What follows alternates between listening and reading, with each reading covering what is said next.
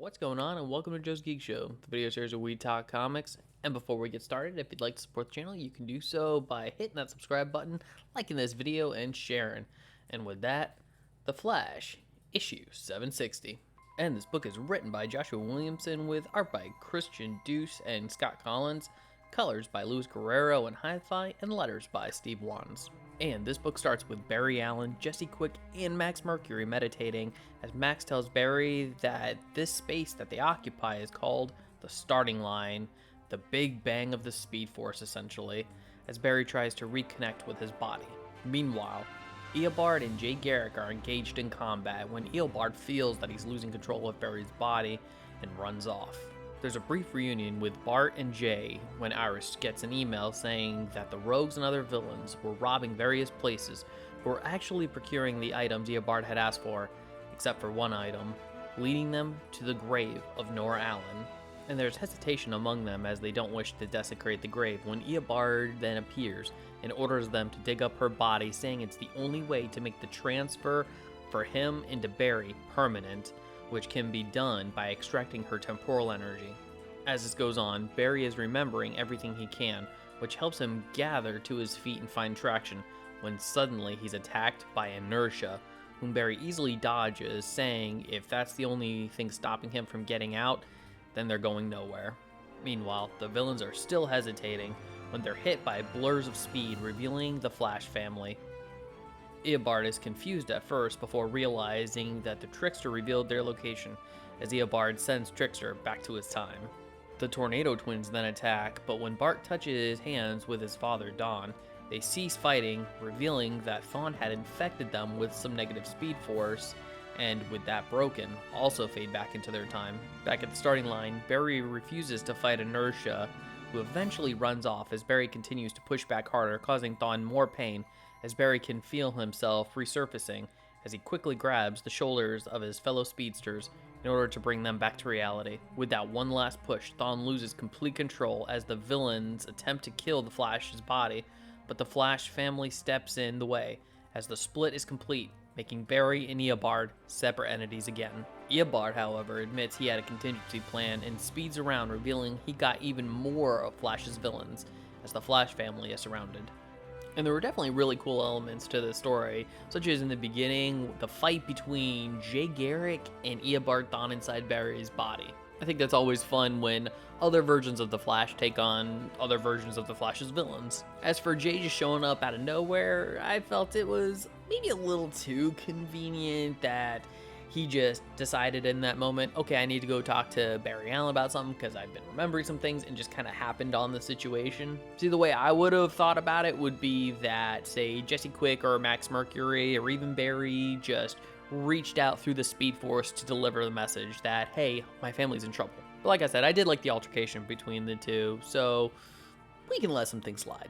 I also like the explanation of the starting line. It's not really the Speed Force, it's just the start of the Speed Force. It's where the Speed Force Big Bang happened, which just adds more layers to the whole thing, because if this is the Big Bang, which, you know, has a definite starting point, then the Speed Force, of course, is the infinite structure that is space. And I do think it was especially great, especially at the end of the book, to see pretty much the entire Flash family together to a degree, minus Wally West, who's still in the Mobius chair at this point. So I'm still hoping he does come back before this whole thing wraps up. And now to get into some things I didn't like, starting with Inertia. Okay, I get it. Inertia is the evil clone of Bart Allen. He's a kid. He probably doesn't have as much knowledge of the Speed Force as Barry, but he's not exactly defenseless either. I mean, the way he was portrayed in this book was akin to that tall person just holding a short person by the head as they're swinging for dear life. Because lest we forget, Inertia actually did kill Bart Allen. He's deceptive, he's cunning, he's intelligent. So to have him just kind of come out of nowhere with his arms flailing like, you know, whee! And just have Barry just dodging all over the place, it took the threat level of a pretty sadistic character and it just made him useless. He wasn't threatening at all, and then the worst part, he had no bearing on the plot.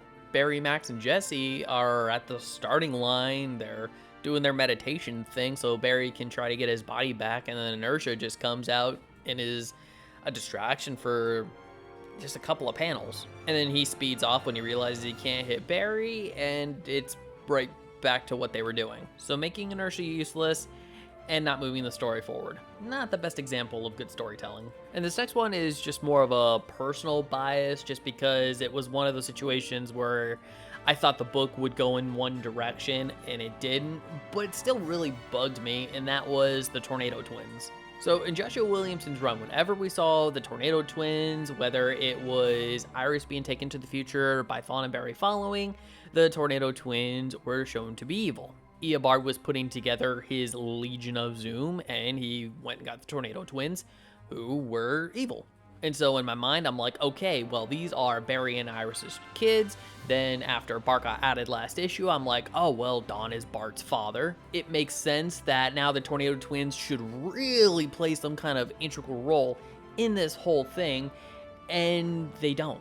Bart just touches his dad's hand, and that erases the evil between him and his sister. Because as it was explained, that Thawne had infected them with the negative Speed Force. The only problem with that is we never actually saw this happen. It's almost like Joshua Williamson was like, okay, I don't need him to be evil anymore, so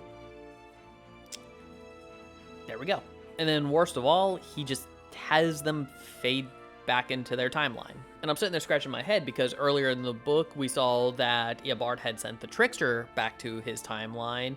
Now, when it came to Bart, was it because Bart was doing the same thing, or was it because he erased the negative Speed Force, which tethered the Tornado Twins to Thawne in order to keep them in that timeline?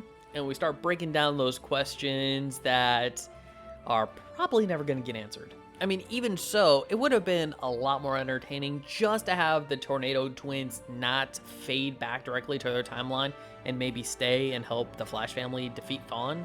Because if the Thawne really did corrupt them and make them evil, then, you know, they should play a role in his defeat. So when it came to the overall function of the Tornado Twins in the main story, they really didn't have any, which feels really contrary to what we were being told before, because the last time we saw them in this run and they were evil and then we left them out, I figured, okay, well, Joshua Williamson's probably going to bring them back at some point for a fairly big story. But in this instance, it feels more like an obligation to include them in the story because he realized he left that plot point open. And as far as the villains go, like the Rogues, Gorilla Grodd, the Turtle, everybody was really flip-floppy. I mean, in the previous storyline, at first, they seemed more than happy to follow Thawne, but then as we drove on, they became less interested in following his instructions. And even in this one, none of them wanted to desecrate Nora Allen's grave.